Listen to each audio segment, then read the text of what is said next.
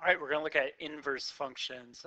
Inverse functions are found by solving the function for the other variable. This notation right here, inverse with the f with the little -1 denotes the inverse of function f.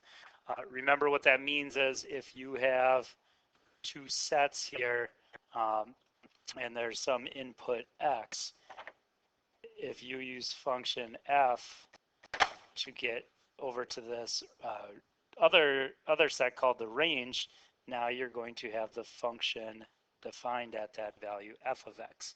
The inverse of f of x would bring you right back to here. So if you use the inverse, it should bring you right back to where you started, meaning that the inverse of f of x should equal x, because it's, if you start with f of x, it'll bring you back to the starting point. All right, this one says find the inverse of this function. So remember, f of x, another way to write f of x is y.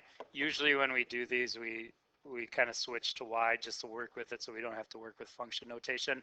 And then what we've done in the past with these is switch the variables and then solve for the other one. So if you want to find our inverse here, if we were to switch these around, we got x equaling y cubed plus 2. So now if we solve for that y, that's the inverse function. So if you subtract 2, and then we got to get rid of that power of 3. So to do that, we'd want to cube root this other side. That would be the inverse. If we write it in that inverse notation, then it would say that the inverse function of this would equal the cubed root of x minus 2. So that would be the inverse function of the one up here. It would undo it. Why don't you pause the video, try this one, see if you can find the inverse function to here.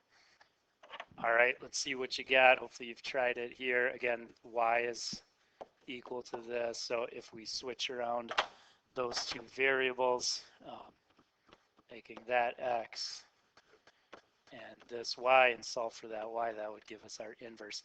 To get rid of that square root, which is over all that stuff, you're going to have to square both sides.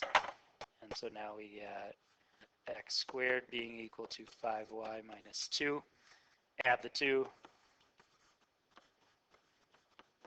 And then finally divide by 5, and we get our inverse here. So x squared plus 2 over 5 would be the inverse. If you want to write that in function notation, inverse here would be x squared plus 2 over 5. So either like that, you could also write the inverse function here if you wanted. You could make those into separate denominators. So if you had this, that would also be correct. Either one of those two would be good.